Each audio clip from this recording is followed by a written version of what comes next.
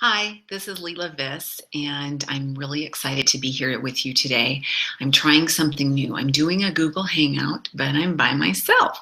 I thought this would be the safest way for me to experiment with this whole setting and offer you some help as well. I'm calling it Here to Help video number 1.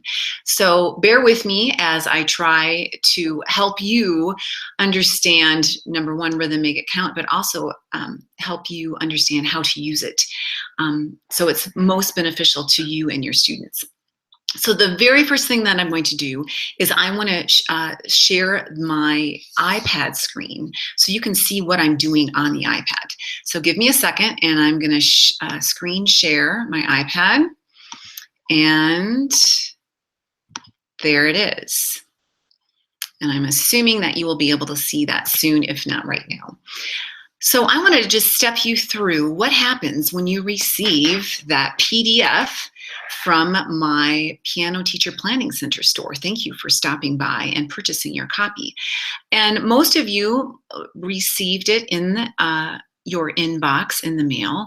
And I'm just going to show you, I have my inbox right here, and I think I was going to show you, first of all, what it looks like if it just happens to be emailed to you. Some of you had problems downloading, so then it looks like that, while others of you probably got a receipt that looks something like this.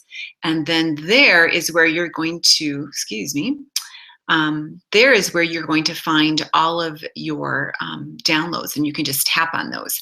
Now, some of you may have experienced a problem where your download time expired. If that happens, just email me and I'm happy to email out the PDFs for you. So let's go back over here to my Rhythm Make Account, and this is just round 1. And I'm going to take you through the steps of what you could do with all of these documents, but in particular round 1, which is the assignment grid for the beginners. So when I tap on that, it opens up immediately, which is great, but now you want to put it somewhere. And this is where I think a lot of people are still puzzled. Where do I go with a PDF such as this? So when I just tap and hold on the screen, there's some different things that I can do. And one of them being I get the little arrow up at the top. And then I get a chance to, I can airdrop it to different places. I can open it up in all these different apps. But this is what I would suggest doing first. Save it to Dropbox. So I'm going to copy it to Dropbox, and it's going to go right into my Dropbox, which is really nice because I can access Dropbox from my laptop or my iPad. And if you don't have a Dropbox account yet, I'm going to have some notes to go with this, and I'll give you a link. And what happens with Dropbox is you can download the app on your iPad, you can have it on your computer, whether it's a Mac or Windows, and then you can access all of them all the time. Now, here's the deal. It's now, they're prompting you to save it to Dropbox, but I'm just not going to do it in the general. I'm not going to save it just to the general Dropbox file. I'm going to choose a folder. And I just so happen to have made a folder called 88 Piano Keys. So I'm going to type that, tap on that, and then you'll see that I have a chance to add it to there, but I think I already have one listed. So there we go. I just chose 88 Piano Keys and I plopped it in there. So now I can find it any time that I want. Again, if you have some issues with Dropbox, I'm happy to help. I know there's plenty of tutorials out there as well. Get good at Googling things. That's how I learned a lot of these tricks of the trade. All right, so moving right along. Now it's in my 88 Piano Keys folder. So if I double tap on that, I should be able to find it. And oh, it's just asking me to save, so I'm going to save it. And now it's loading up.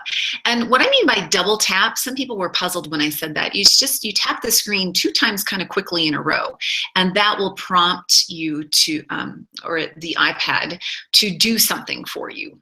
Okay, and usually it's opening something up for you. And now you can see that this copy is downloading into my file that already has a lot of my Rhythm Make Account files. You should have 6 files total from me for the Rhythm Make Account product. All right, so there it is right there, and I'm going to take that round 1, and now it's opening it up. And it's going to give me some options. And this is what I want you to remember to do now. Up at the top right-hand corner, you see a lot of those little dots. And tap on those dots, and that gives you options, okay? And this always seemed a little strange because the rename, the move, the copy, that kind of sounds like what you want to do, but that's all doing things within the Dropbox app. What you want to do is you want to tap on export. I'm just tapping on it once. I tap on it, and then it gives me some options again. Where do I want to put this?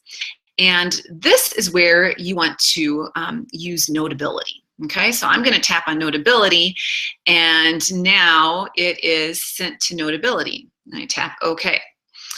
So now let's go into Notability. And again, if you have any issues with not finding it in Notability, please let me know. But I'm going to close now. I'm tapping on the belly button of the iPad, and I'm going to go over to Notability.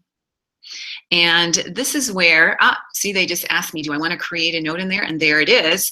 And I'm going to say yes, I want to create a new note. So I'm tapping on the blue square right there, and you'll see all the pages.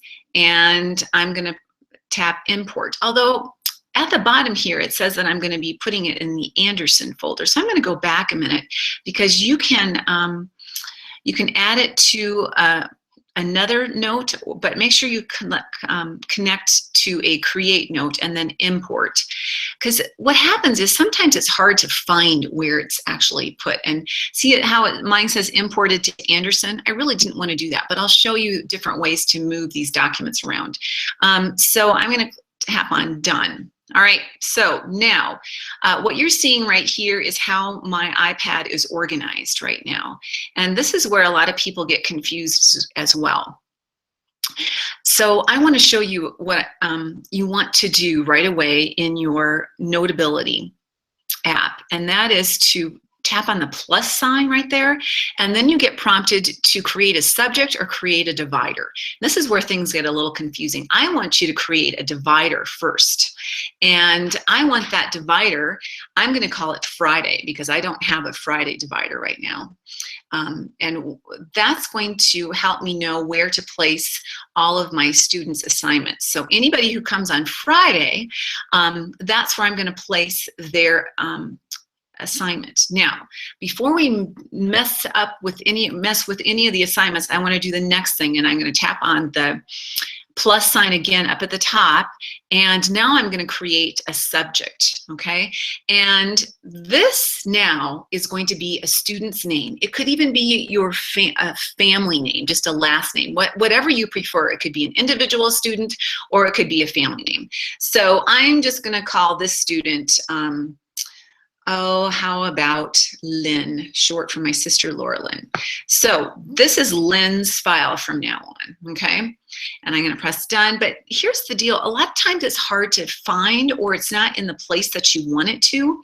So then you're going to tap up at the top, the left-hand corner, see the word edit, tap on the word edit, and then you get all of these nice little I don't know, those little lines, okay, those stack of lines, those allow you to tap and then to move things, okay? So when I tap on Friday, I'm going to move that over beneath Thursday, okay, which makes sense, okay? And then let's see, so what happened to my subject? See, that's what's scary. That's what I don't like about this app. It's hard to find your subject. So I'm going to close done, but remember, I think I put it underneath Friday. Let's see, where did it go? No. So let's go to all notes, okay? And actually, let's go to unfiled notes. I've got a lot of unfiled notes here. You probably don't have as many. And now we're going to go to, I'm sorry, we got to go to the subject. Oopsie. I'm jumping the gun. We got to find the subject. That's where it's a little bit hard to find sometimes. Oh, but there it is. It's usually under your last divider, okay? So if I totally confuse you, I'm sorry. But what happens is subjects just kind of automatically get put beneath your last divider, which mine happened to be virtual conference. So now I'm going to tap edit, and I don't want Lynn in that divider. I want Lynn to be underneath Friday. All right. And now she's back in her place. That's where I want her. Let me just show you what my Thursdays look like. See, those are all my students' folders for Thursday. And Wednesday, I have all my students there as well. So Friday, right now, I have one student, but notice she has 0 full notes within her folder. Okay, so that's what's a little confusing is Notability uses the words Notability, or I'm sorry, they use the words divider and subject. But this is not really a subject. What I think of this as a folder. We've just put this in the filing cabinet. The filing cabinet drawer is Friday, and now we're putting a folder in that filing cabinet named Lynn. And now that folder can, we can add to that, okay? So that's the next thing now is we want to put the Rhythm Make It Count assignment or round 1 assignment grid into Lynn's folder. So let's go find that. Where was that again? If you don't remember where it is, if you can't find it, I would go to your unfiled notes and it'll probably be in there. But if you recall, mine said that it was in the Anderson file. So I know that I have students named that, and I think there it is right there. Okay, so I want to move that, but here's the deal. I don't want to move it right to Lynn's folder. I don't mean to confuse you, but what I want to do is I think you should have an admin folder as well. So make a divider, please. Make a cabinet or divider for all the things that you want to keep track of. And so I'm going to move this over to a Rhythm Make It Count subject under admin, okay? And that way I can just keep track of all the originals in there. All right, so I've made a drawer called admin, and within that drawer, I've made a folder called Rhythm Make It Count. If you forget how to do that, I can just tap on the plus side and you can create a subject, okay? Subject is your folder. So now, here we go, Rhythm Make It Count round 1. Now, I want to make a copy of that for Lynn. I don't want to give her my original. So I'm going to tap and hold. And see how when I just tap and hold, I didn't double tap, I just tapped and hold, and the word duplicate came. So now I'm going to tap on duplicate, and look, I just ran to the copy machine and it made a copy for me. Now, I think here's another important thing to remember is when you make a copy like this or a duplicate, make sure to tap on edit and let's rename that and let's put Lynn's name on that, just so that we know exactly where we want that to go. Because if you're like me, you may forget, okay, whose was that? Because remember, you're going to make a lot of copies for all your students. Now, where was Lynn's folder again? That's in the Friday drawer. So I'm going to open up, there it is.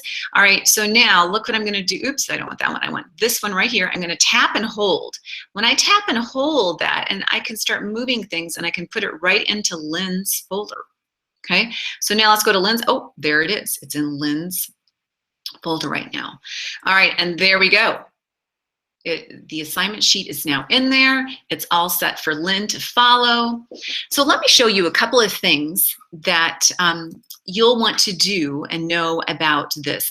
And this is how I'm using it with my students. It's working really well. First of all, I have a color of the week, and I use that color for Post-its, arrows in their music, my pen color, whatever, but I also then use that same color as a highlighter. So this week is pink week. So I just tap at the top, and then you get all kinds of options, and you can get fatter or smaller size and highlighter thickness. And I'm going to use pink right there, and I want Lynn to work on rhythm swing. So I'm going to highlight that. All right, I know it's not that pretty. I also want her to watch this movie, and I am going to treat her to playing a little bit of Most Amazing Sheep Game. So those 3 things. Then what I'm going to do is just remind her what I want her to do by circling those items, those apps on the front of the sheet. It's a little hard to see with that pink over that coral color. And so I'm having her play the Most Amazing Sheep Game. And what was it? Oh, I'm going to have her watch a movie, and I want her to do rhythm swing. So that is also just a good visual for me. If I don't have time to go check and see exactly what she's doing, I pretty much, can get the gist of what's going on right there. But it's pretty easy, and my students have gotten used to, they know they have to go to Notability to check out what they're doing, and they know what the color of the week is. And then when they are finished Sometimes I do this, sometimes I don't, and then I go in. But I will just use a pencil then of another color and just mark it. They did that, they did that, and they did that. Now, I know it's not very pretty, but you know what? This makes it easy, and I'm saving paper. So that's how I keep track of their assignments. Now, I want to just double check my notes and make sure that I covered everything that I wanted to on there. I'm hoping that that made sense for you. I think the biggest thing is knowing how to create and manage your dividers versus your subjects, okay? So a divider is your drawer and a subject is your folder. And hey, by the way, what I like to do too is I like to color code my folders. So look, Lynn right now, there's her first name. And let's see, what color shall I make Fridays? Maybe I'll make Fridays gold because they are golden. So you can just change the colors of them right there too. All right, let me check. I think that's what I wanted to talk about. Yes. All right. Did it. Okay, I think we managed that pretty well. So now I'm going to bring you back to me because I want to show you a couple of options if you would rather not use Notability and you want to print things off. I had a question about this, so I need to stop my screen sharing and I'm going to bring myself back here. And I had a really good question and it just happened to come at the right time. I'm really excited about it. I'm a big fan of Wendy Stevens. She's a good friend of mine, and I always appreciate her innovative ways that she's doing things. And recently, I'm a little behind the times, but she found a really cool tool at Amazon called the GBC Binder. I always want to say GMC, but it's GBC Binder. And, ooh, I forgot to bring it here. It's this big thing. I will make sure that you have a link to it so that you can see it yourself. You can order it from Amazon. But basically what it does is it adds rings to things, all right? And it dawned on me because someone asked and she said, oh, wouldn't it be nice if we could find a way to make a landscape binder? Because as you know, the Rhythm Make It Count resource is in landscape mode and not the typical portrait mode where you would put a big long comb on it like this, all right? So stick with me here because I started thinking about that, like, oh, now, wait a minute. So first of all, here are my pages, and just excuse, this is like experimenting here. First of all, I laminated one copy of everything for the studio so I can use it as a quick reference, but it's also been my trial and error in a couple of ways as well. So I'm sure yours will look prettier. But look what I did. I made this landscape mode with this GMC binder. And it was really exciting because now it works. So Carolyn, this was an answer to your question. Now you can easily access it, and if you wanted to make one of these for each of your students, you could. It's a really easy tool to use. Wendy explains it very well. But what I was worried about is I had to see how these combs that come with it are a little bit longer than the actual landscape binding. So I had some left over. Excuse me, I'm going to grab this in a minute. I had this much left over, and it was making me sad. Like, ooh, I can't let that go to waste because these are not inexpensive. And so what happened is I thought, oh, wait a minute. I could use these and I could do some fun things with this size.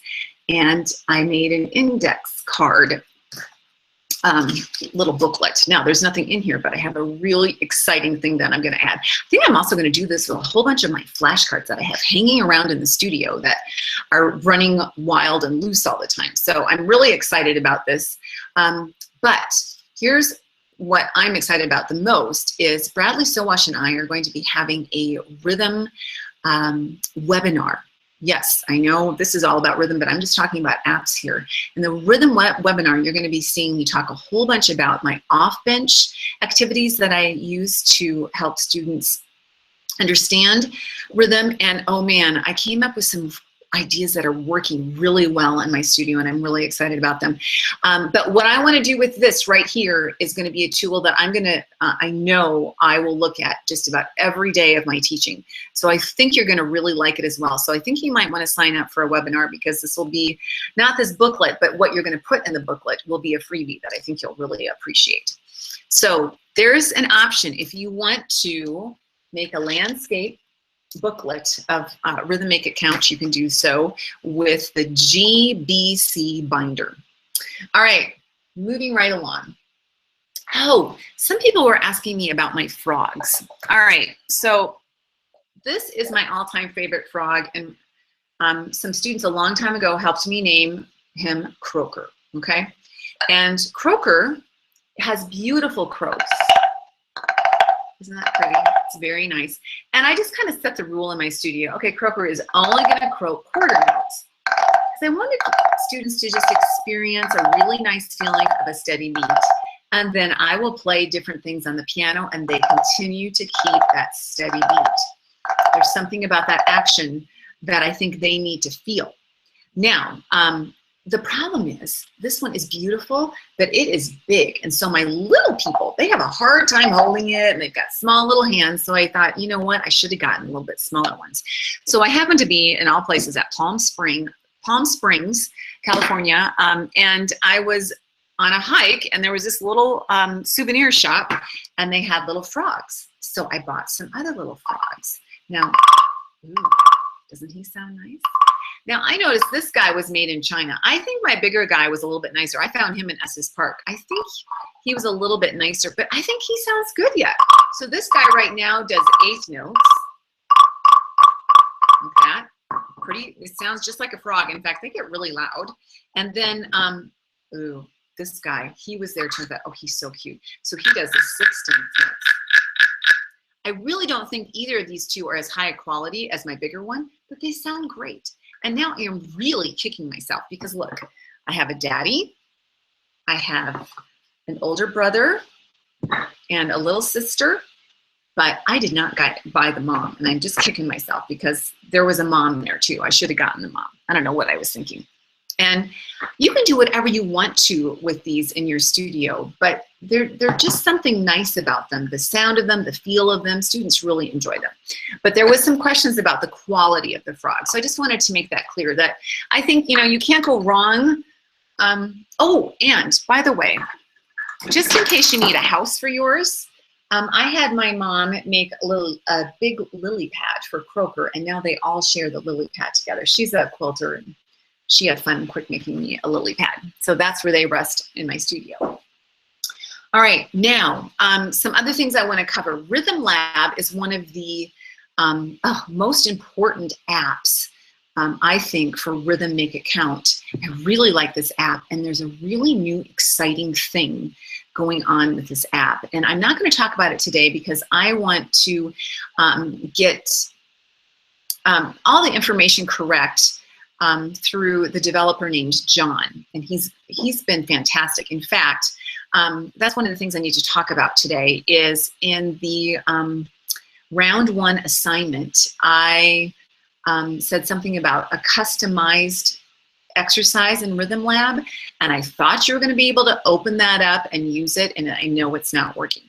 Now, I can email those to you if you want to use them, but the gist of it is, within Rhythm Lab, you can customize your own exercises. So I made some easier ones for this round 1, where they just have quarter notes and half notes, or quarter notes and quarter rests. And you can easily do the same, because when you get to level 1A in Rhythm Lab, it's already mixing a lot of those note values. And I wanted to isolate things just a little bit. Now, John has been nice enough to let me know that in the next upgrade, he's going to add some new patterns specifically for Rhythm Make It Count. So I'm very excited about that, and I will let you know as soon as that happens. So please, if you have any questions about Rhythm Lab and those customizable, or that customized exercise that I made a couple of them, or you can customize your own. If you have any questions about that, please let me know I had to figure it out just a little bit. There was a learning curve, and I think John's trying to make that a little bit easier in his update. So that's big news. I'm really excited about that. And then another really cool partnership I've made with Rhythm Make It Count is with Sprout Beat. And I want to invite Mar to another Google Hangout. I wanted to make this one a practice round, first of all. But Sprout Beat has done something wonderful. And within Sprout Beat, you can find folders of worksheets for Rhythm Make It Count. So Eek took all of the assignment sheets that I listed in round 1 and round 2 and put them in a folder for Rhythm Make It Count number 1 and Rhythm Make It Count number 2. But they've got shorter titles, RMIC 1 and RMIC number 2. So if I say RMIC, that means Rhythm Make It Count. So look for those. And then there's one other thing that she had to do. There's one number that changed. It's the very first assignment in round 1 under Sprout Beat. And I don't remember what that number is right now. I think it's 6093. It has changed to 12052. I had to go look over on my board. But just to make note of that, that is a little bit different. So watch out for that. And the reason is, she was fine tuning these things. I was getting the product out. Here's the deal with a digital product, a PDF, like what I'm offering. Adjusted, things can change. So I'm making a revised version. If you ever want the most updated revised version of this, please let me know. I'm happy to email it to you. I don't have a problem doing that at all. I have them ready to go. I'm happy to do that. So if you ever want an update with the most up-to-date information, I will give that to you. That's just the way the digital world is. I remember when I first wrote my book, The iPad Piano Studio, and it went to the printer, I just was crossing my fingers. I hope everything's right. And then, of course, you open it up, and then, oh, there's a mistake on page 2 already. I don't remember what it was, but, it's kind of one of those things. So the digital world is a little bit more forgiving. We can jump in and change things. And then, somebody was asking me, do you know about the app Petronome?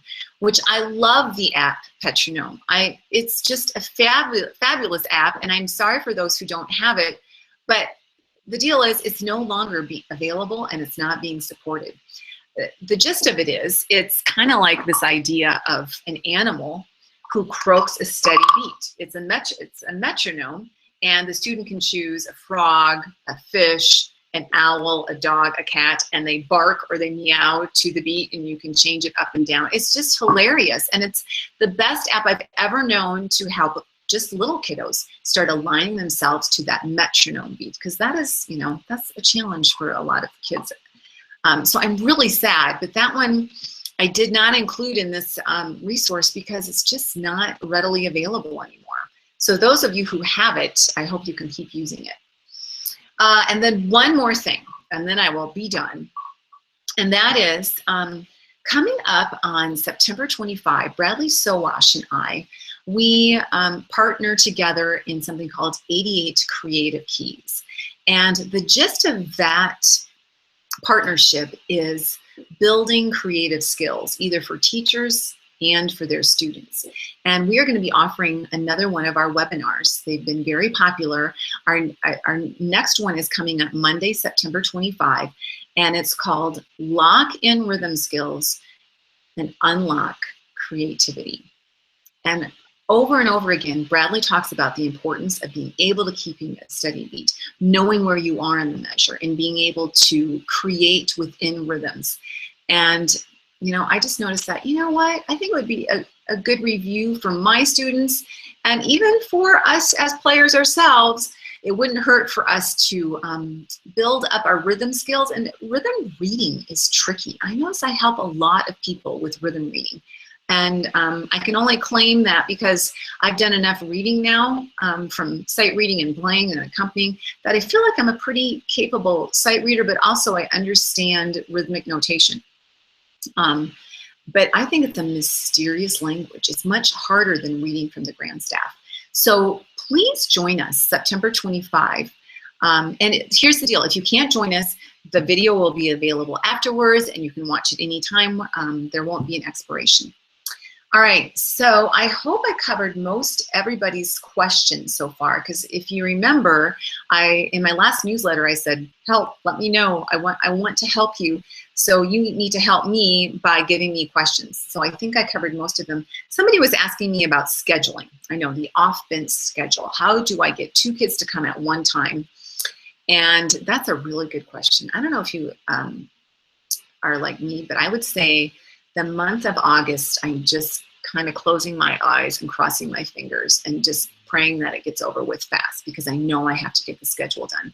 The one thing that I did as a favor to myself in some ways was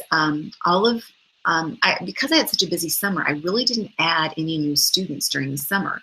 And then I lost 4 of my seniors. They went off to college. So I had some room to play with.